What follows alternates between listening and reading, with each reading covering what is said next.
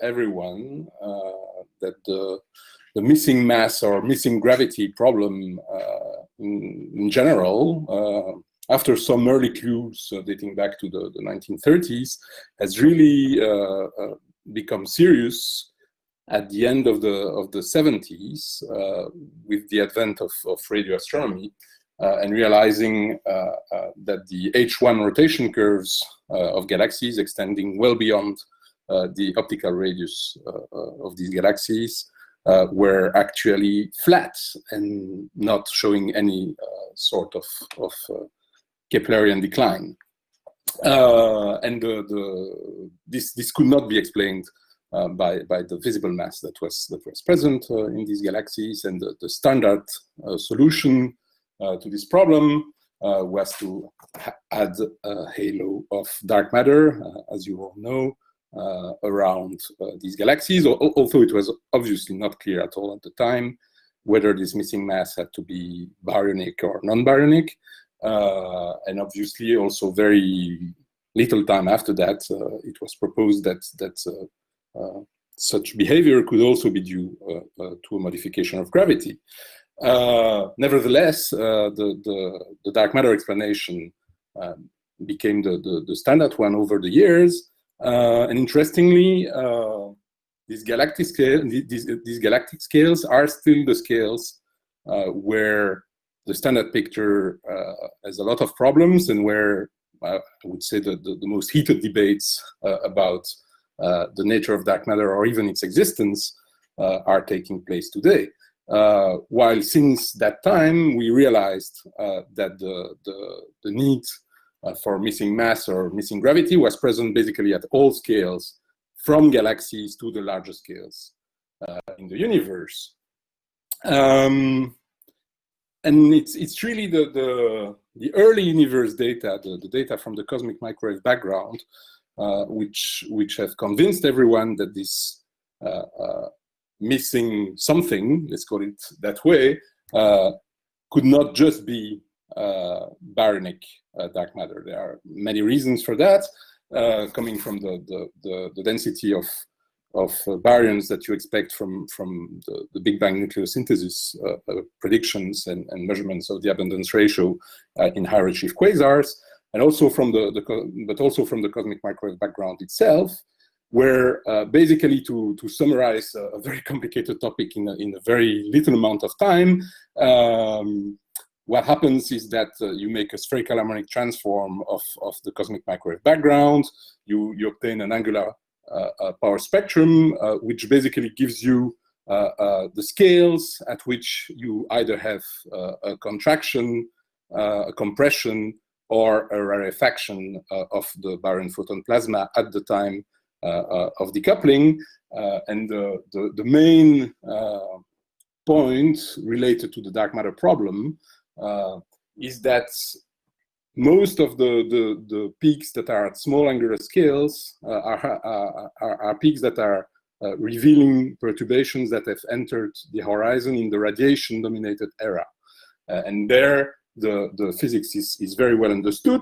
And one of the things that happens in the radiation-dominated era is that basically the radiation density is decreasing really sharply with the expansion of the universe, and this causes something which is called potential decay, and this is basically boosting the rarefaction peaks. And it turns out that the second peak here is a rarefaction peak, and that if you don't have an external potential which is not made of material which is in the baryon photon plasma, you would have a much larger second peak in the CMB compared to the third one. So the presence of an additional external gravitational potential, which we attribute to dark matter, is basically damping the second peak, and the fact that it's not made of baryons is avoiding to make the third peak peak much more because of what is called baryon loading. So, well, all in all, this has become really the basis now, the main argument for the standard cosmological model that we all know today, which is called lambda cold dark matter, or lambda CDM. And obviously there is something about that model. It explains the CMB spectrum extremely well. At the same time, the assumption that we are making about what is new degree of freedom that we need to explain this external gravitational influence, well, the fact that it's made of dark matter particles, well, basically the CMB is not telling us anything about that. It's just telling us that there is a new degree of freedom which is behaving as a non-baryonic collisionless fluid on these scales. And certainly if we have a theory that would supersede lambda CDM at some point, it should produce these successes of lambda CDM, but it doesn't tell us that this new degree of freedom is made of dark matter particles, as we actually assume today in lambda CDM. I should also mention that a theory superseding lambda CDM should reproduce the successes of lambda CDM, but at the same time, there are also on cosmological scales some tensions, which I don't have time to talk about today. Maybe Stacy will say a word about them. Things like the Hubble tension, which means that the value of the Hubble constant that we derive from this CMB and that we derive from local data in the local universe are in tension. And there is also an observation linked to the actual temperature of the gas at redshift of 20, which is in tension with lambda CDM, or more than in tension. It's a refalsification site of lambda CDM. The observation is true, and it's called the edges experiment. But now we are going to move back to galaxy scales, which is the main topic of this talk. And so provocatively, I was asking, is cosmology solved? Is something missing? Is the devil in the details? To the first question, is cosmology solved? I would say that unfortunately, many of our colleagues actually won't say so, but they believe so, in the sense that we have a cosmological constant lambda, we have called dark matter, and all the rest is just details. But is the devil in the details? Probably, as we are going to see. And so this is something that Stacy will probably talk about in more detail. I don't see my slide anymore. Is this normal? Okay.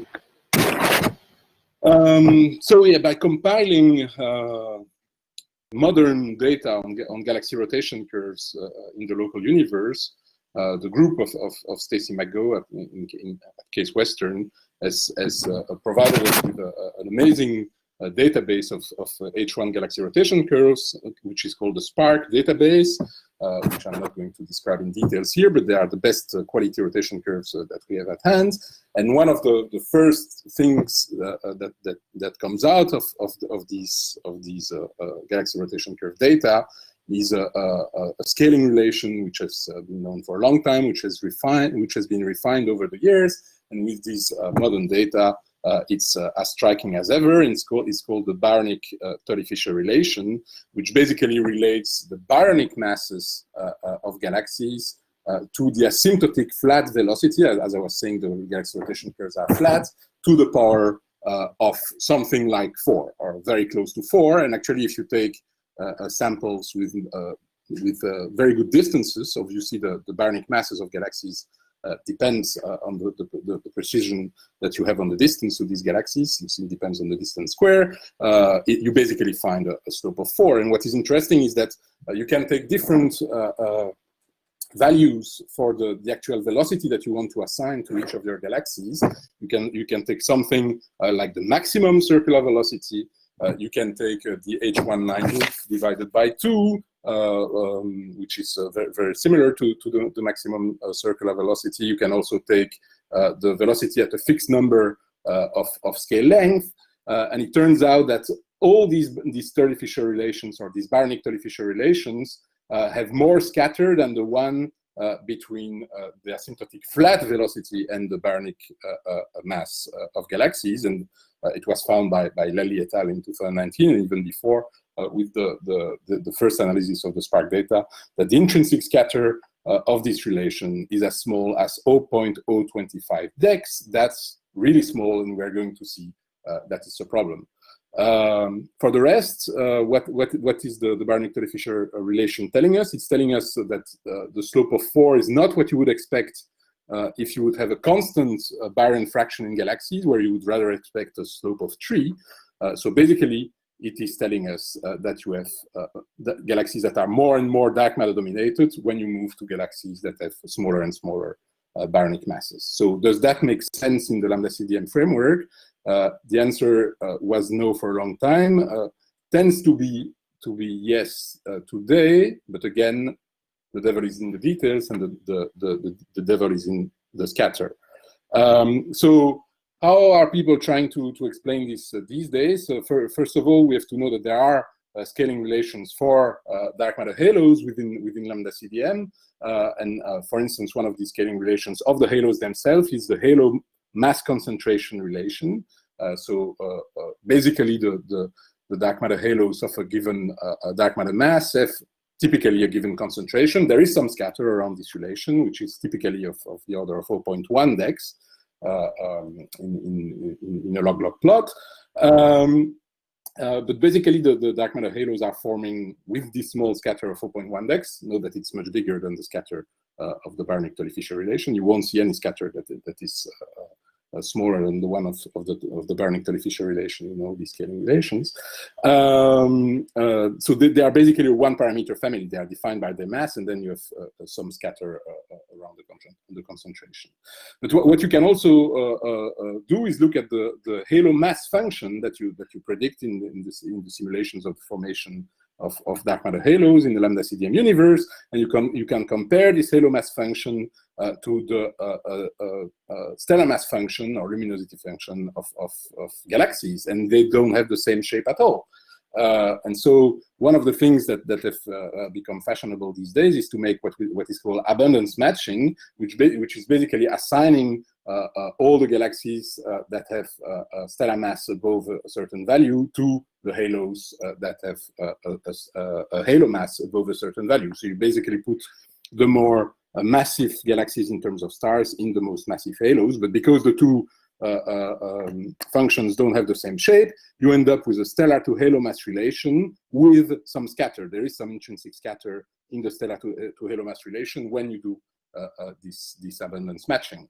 And so what is the stellar to halo mass relation that comes out of this abundance matching procedure? It's here. So basically you get a ratio, a stellar to halo mass ratio, which basically peaks at a halo mass close to 10 to the 12 solar masses. It peaks at something which is slightly below 30% of the cosmic fraction, and then it decreases both at lower masses and at higher masses. And the fact that it decreases at lower masses, at lower halo masses, means that galaxies that are also less and less massive are more and more baryon dark matter dominated.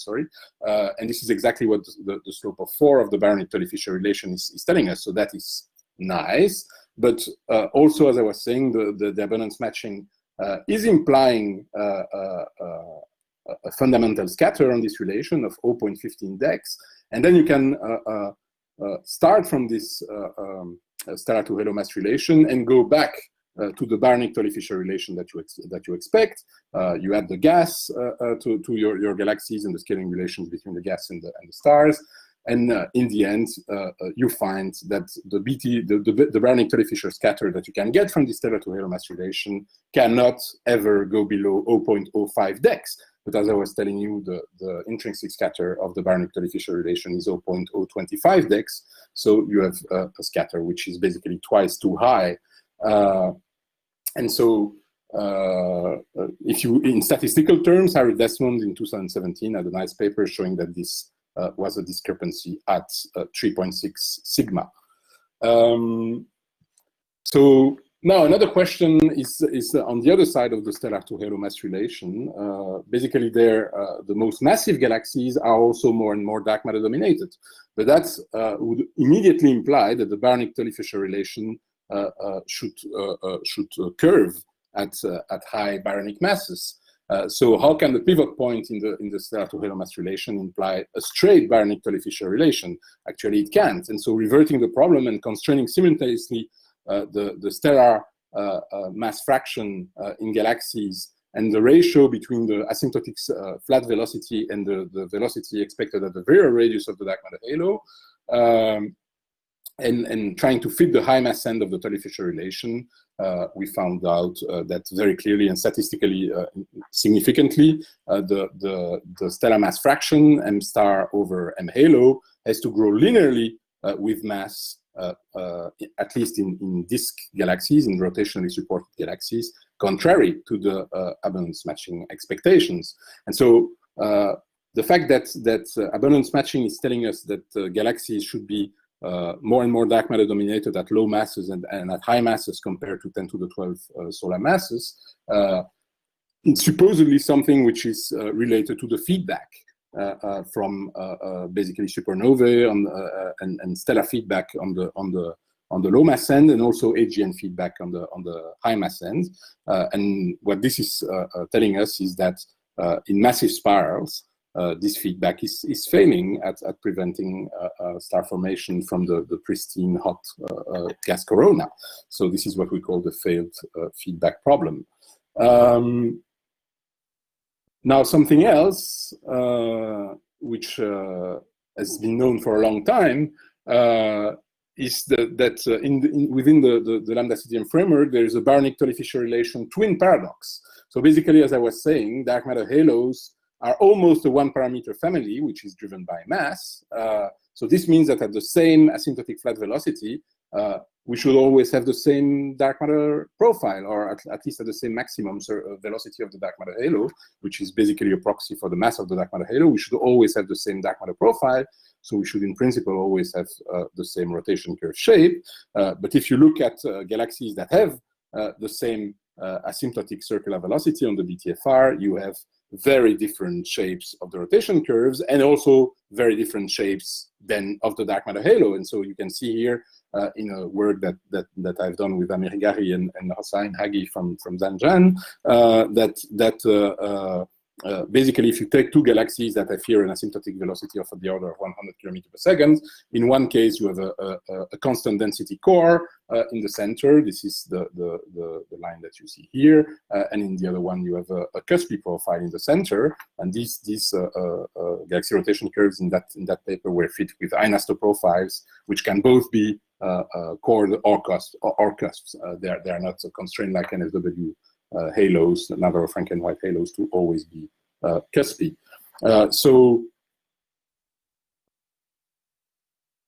Well, this is known in the lambda CDM community as a diversity problem of galaxy rotation curves. And basically, you can see that at a given maximum circular velocity, you have a huge diversity of velocities at a fixed radius close to the center. They chose 2 kiloparsec. And so basically this diversity of rotational velocities at 2 kiloparsec is basically a diversity of shapes of galaxy rotation curves. But it turns out that this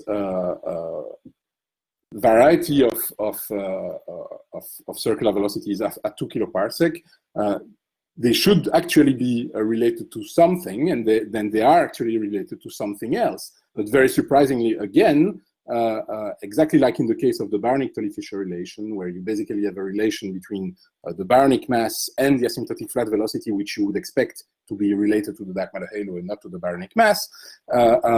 Exactly the same thing is happening on local scales, meaning that basically if you change your space, and if you now look at the observed gravitational acceleration versus the gravitational acceleration generated by the baryons, you get something which is known as the radial acceleration relation, which Stacy is probably going to show you in greater details than here. But very quickly, what I wanted to say here is that you do have a 2D space where you have a regularity where you would not have expected regularity, and you have a 2D space where you would have expected regularity in lambda CDM, but you actually have a lot of diversity. And now this diversity that you see here, we can immediately understand that it is basically driven by the baryonic gravitational acceleration, the diversity of baryonic gravitational accelerations that are present at 2 kiloparsec from the center of the galaxy. So this is basically the central surface density, baryonic surface density of galaxies, which is driving the shape of the rotation curves in the central parts. One of these things, one of the important things also about this radial acceleration relation is that it's basically a generalization of the baryonic Tully-Fisher relation, because the low gravity ends, the low acceleration ends of the radial acceleration relation is basically implying the baryonic Tully-Fisher relation. It is exactly the shape that it should have in the outskirts of galaxies. But at the same time, you also have points in the inner parts of galaxies, and some of these points here are basically points that are in the inner parts of galaxies. And this, the baryonic, if you manage to reproduce the baryonic Tully-Fisher alone, it won't guarantee you that you get the radial acceleration relation, because the points in the inner parts of galaxies are not guaranteed by the fact that you will by some magic recover the baryonic Tully-Fisher relation. So this is a double problem for our understanding of the dynamics of galaxies. So now, to illustrate this, also in this paper with Amir Gari and Hossein Hagi, we showed here how the actual velocity, the rotation curve that you would expect from the baryons alone at 2 kiloparsec is basically driving the rotational velocity, the total rotational velocity that you observe in galaxies due to baryons and dark matter. So explicitly showing that the diversity of rotation curves is directly related to the radial acceleration relation. Now, how do modern simulations of galaxy formation, in the 10 minutes that are left, how are they actually coping with all these problems? Because up to now, I've talked about abundance matching, I've talked about general ideas within lambda CDM, but there are actually also simulations of galaxy formation in lambda CDM, and maybe they perform better than things like abundance matching, which are just general ideas. So we've recently looked at two very well-known cosmological hydrodynamical simulations of galaxy formations, which are the Eagle simulations and the Illustris TNG 100 simulations. They have a particle dark matter mass resolution below 10 to the 7 solar masses, which should allow at least a fair evaluation of the behavior of the most massive disks in these simulations. And what did we find? Basically that concerning the stellar-to-halo mass relation, you have the data from Spark that are here, and you have the simulations Eagle here, Illustris here. We see that indeed they are two dark matter dominated on global scales, exactly as we expected from the non-curvature of the baryonic Tully-Fisher relation. At the same time, we also looked at the general domination of dark matter in these simulations at all radii for these massive disk galaxies in Illustris and in Eagle. And so here you have the stellar mass fraction, so the stellar mass over the dynamical mass in the observations in Spark for all the galaxies as a function of radius, and you have the same here for the Eagle simulations and the Illustris simulations. And so you can see that at all these intermediate radii, and this is something that had already been noticed by Stacy McGo and collaborators a long time ago, at intermediate radii in galaxies, you have too much dark matter domination at all radii, including in these modern simulations that are supposed to be our best representation at the moment of galaxies. Of the formation of galaxies in the lambda CDM universe. So now we can also move to, so in lambda CDM terms, the question that we should ask ourselves is what feedback is actually then needed to form massive disks with very high stellar mass fractions that do not then have huge overcooled bulges, because if you shoot off feedback completely, you will end up with huge bulges, and whose dynamics are almost fully baryon dominated up to 2 scale length. And in a not too overcontracted halo, and because this local domination that I just showed you, we found out was also due to the fact that these massive disks had contracted the dark matter halos, which were much more concentrated than the dark matter halos in dark matter only simulations at the same mass scale. So all these things together should be solved by some feedback recipe. And maybe this feedback recipe doesn't exist. It's not clear because basically you would like to decrease feedback to allow more higher stellar mass fractions, and at the same time you would like to increase feedback to prevent the halo from contracting. So this is really a catch-22 problem. Now the diversity problem, it was actually noted by the Apostolic people from the Apostolic simulations. Here you have two galaxies, IC 2574 and UGC 5721, where you have the observed rotation curves here, and you have basically the range of shapes of galaxy rotation curves that can be predicted by the apostolical simulations. And you see that for a large core like the one of IC 2574, you are far away from what these simulations can actually produce. But it turns out that Apostol and Eagle, the Apostol simulations, are not very efficient at forming cores. And this is, since this diversity problem is like the modern version of the old core cusp problem, except that you don't form cores everywhere. You have to form sometimes cores, sometimes cusps. Now we can look at a galaxy at simulations that are known to be more efficient at forming cores, and these are the Nihao simulations. They are known to have the most efficient extreme feedback efficiency in terms of acting on dark matter in the galaxy the galaxy formation simulations, and they basically lead to cores almost everywhere, at least in low mass galaxies. And so again, in this paper with Amir Gari in 2019, we looked at the diversity of rotation curve shapes and the radial acceleration relation in Nihao. And we found out that because they form cores everywhere, so you have the blue points here that are the Nihao simulations, these simulations are basically unable to produce the most cuspy rotation curves. And you can see here on the radial acceleration relation that this is basically both due to the fact this is essentially due to the fact that they underpredict the radial acceleration relation in the low mass at the low mass end. This is due to the fact that they form too many cores. So we see that reproducing the observed radial acceleration relation is not an easy task, and reproducing this observed radial acceleration and at the same time reproducing the diversity of rotation curve is an extremely difficult task for modern simulations.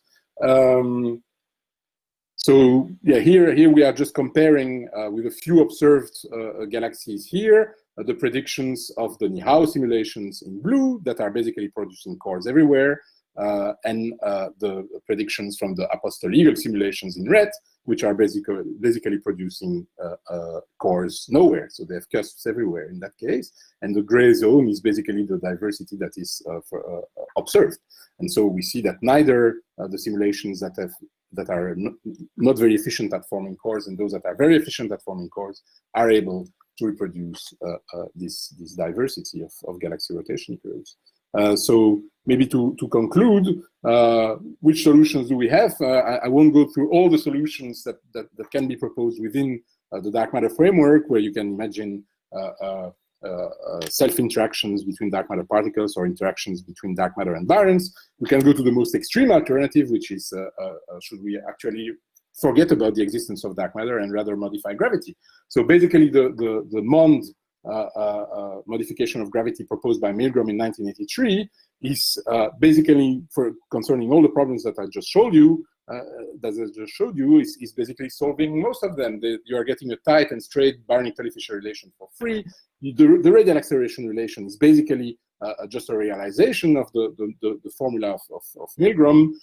And of course, because you get the radial acceleration relation right, you also get the diversity of rotation curve shapes for free. And I should add that in that case, you also have no dynamical friction, which implies, for instance, that you get faster bars. And this is something that I didn't have time to talk about, and this is work in progress with Mahmoud Roshan and Neda Ghafourian, where we showed that in a modified gravity framework, you get faster bars and bars that are closer to observations than the ones that you will get in these simulations of galaxy formation, where they are basically always too slow.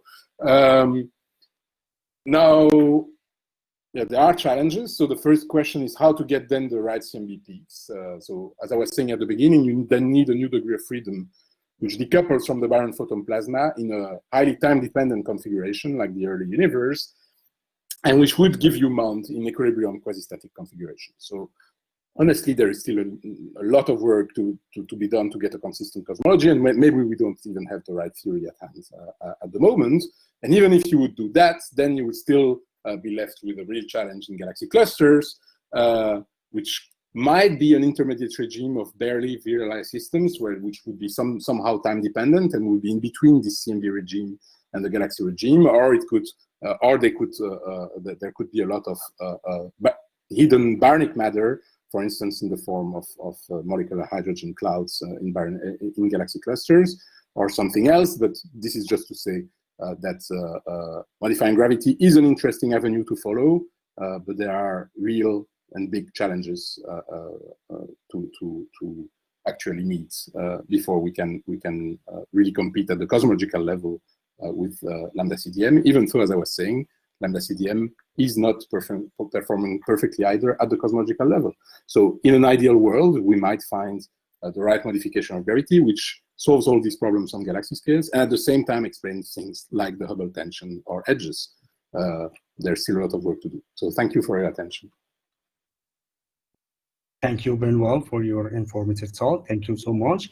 Before answering the question, could you please now open your webcam? Benoit, do you hear me?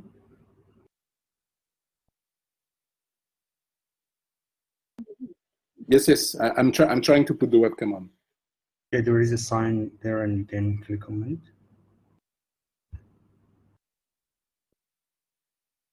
It's interesting that I cannot open it for myself even.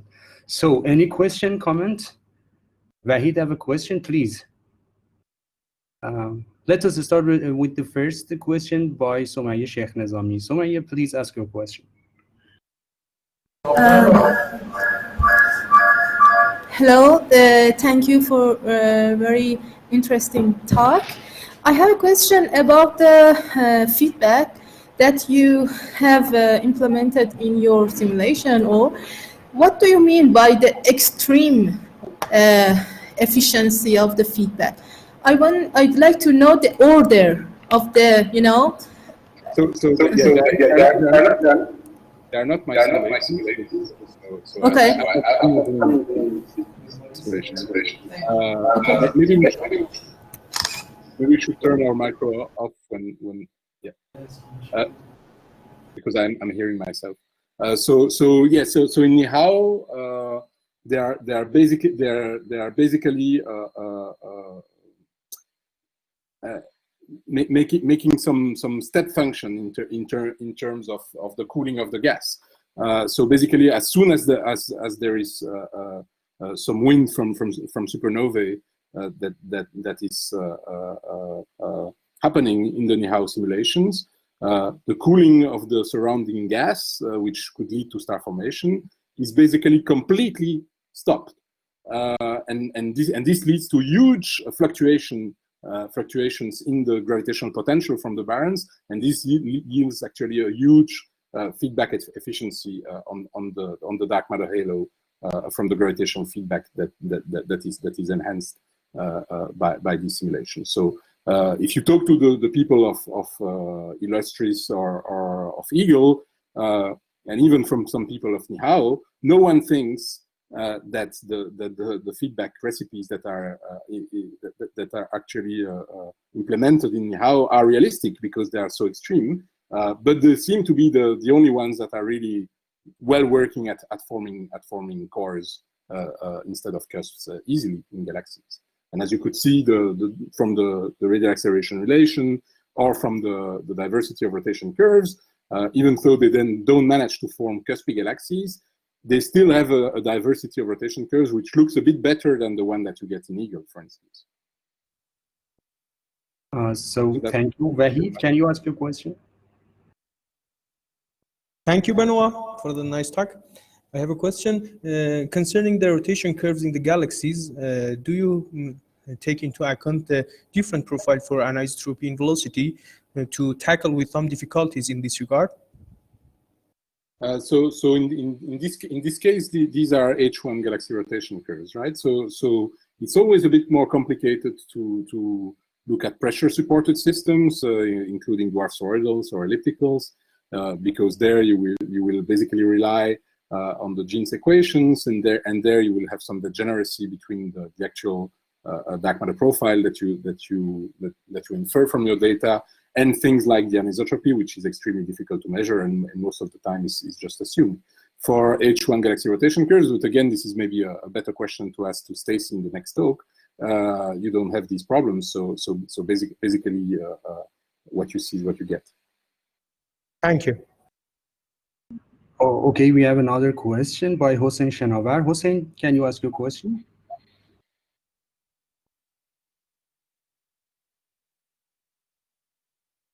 Hossein Shanavar, please ask your question.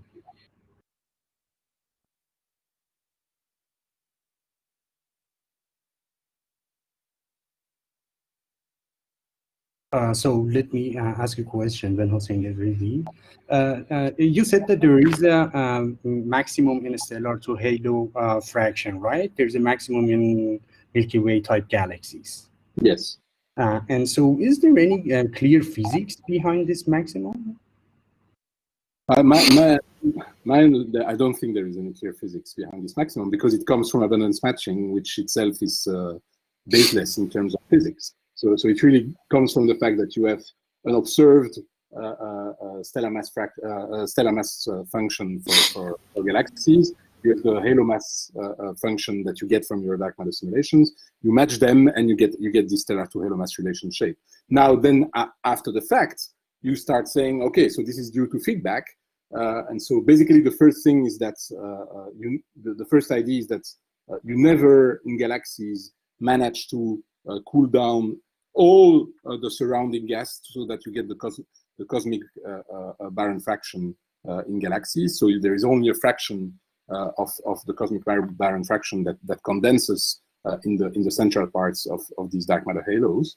And the second idea, I think, is that for the lower mass galaxies, basically the gravitational potential well from the dark matter halos that are less massive is less efficient at keeping the gas in, so the feedback is more and more efficient at expelling the baryons in the lower mass halos.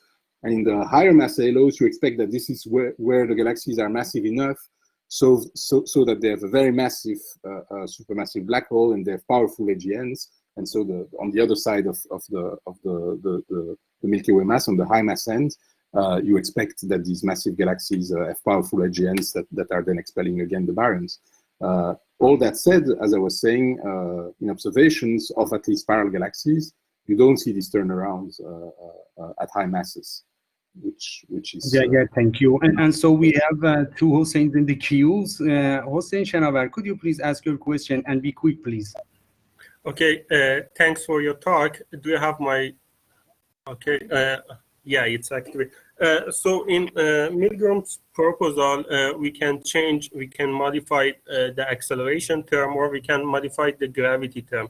My question is, are these two the same? Do they provide the same answers? And then in your simulations, do you change the gravity term or the acceleration term? Okay, so I think what you're asking is whether we are modifying gravity or we are modifying Newton's second law, right? That's your question. Yeah, thanks. Yes, exactly. So yeah, indeed, in Milgram's prescription, these are two possibilities. The only one which is well developed in terms of the usual physics we are used to play with, which is basically writing down a Lagrangian and then calculating how the dynamics is working. The only one which is well developed is the modified gravity approach, where you have modifications of the classical gravity action, which is giving you a modified Poisson equation. There are two versions of this, and where you also have modifications of general relativity, which are around. The most recent ones, which seem to not be excluded yet, are the generalizations of the Teves theory of Bekenstein by Skordis and Zlotnik, for instance, which are, by the way, theories in which you do have new degrees of freedom, which can maybe play the role that we need the new degree of freedom to play at the scale of the CMB. Concerning modified inertia, well, it's much more difficult to modify the Lagrangian. You have to make something which is completely non-local, both in terms of space and time. It's not clear how you can write a metric-based theory, which would be a generalization of relativity in that case. So it might be the right route, but it's so different from the physics that we are used to that this is not something that is well developed. So in all the simulations that we are running in modified gravity, I didn't show here any simulations in modified gravity, but we are running some modified gravity simulations of galaxies. We are always using a modified gravity scheme and not a modified inertia. So thank you very much. Hossein Haqqi, you have only 20 seconds. Okay. My question is about the baryonic Tully-Fisher relation. I think you have heard about the recent observation that's showing the deviation from the baryonic Tully-Fisher relation for very massive spiral galaxies. Actually, we are, yeah. Have you heard about that? Yeah, of course I've heard about yeah, that. and we try to explain this deviation based on IGMF theory, but I'm very interested to see, is there any explanation for that, or do you have any idea about that? So what is interesting, so first of all, they have quite a few superspirals, and they've, at the moment, only 6 that are deviating from the baryonic Tully-Fisher relation. Now, of course, people get very excited because then these galaxies are precisely sitting on the stellar-to-halo mass relation, which you would predict in lambda CDM, the stellar-to-halo mass relation that I was showing you before, which is sharply decreasing in terms of stellar mass fraction at high masses. And so you would expect that if lambda CDM is right, these galaxies should sit there. They should be these superspirals, and they should not sit on the baryonic Tully-Fisher relation. Now, as I was saying, there are 6 outliers. And if I were you, I would wait to see if there will remain 6 outliers soon, or if there will be 2, 1, or 0 once these galaxies are observed again and again.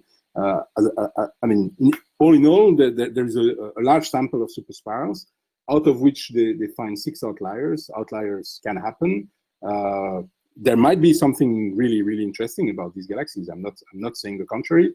But I would remain cautious in the sense that maybe a reanalysis of the data is going to bring some back on the baryonic Tully-Fisher relation. Who knows? And if it's not the case, then it's really interesting, because it really means that there is something happening on these scales that won't explain why the baryonic Tully-Fisher relation at lower masses is as tight as we observe, which is something which we cannot understand right now in lambda CDM. But again, I mean, I think once such outliers are confirmed, we should always start by being cautious, and then if they are confirmed, then they can be a powerful way to adjust our theories. So that and maybe something else is that as you say, the baryonic mass has been completely underestimated. In which case you could bring them back on the baryonic Tully-Fisher relation by increasing the baryonic mass instead of changing the actual measured velocities. If I understood well, that is the idea that you have, right? Okay. Thank you very much. Thank you. Let's thank you again, Benoit. Thank you very much. So thank you so much. And now we should get ready for the other talk. And organizers, can you please upload the next talk presentation file here?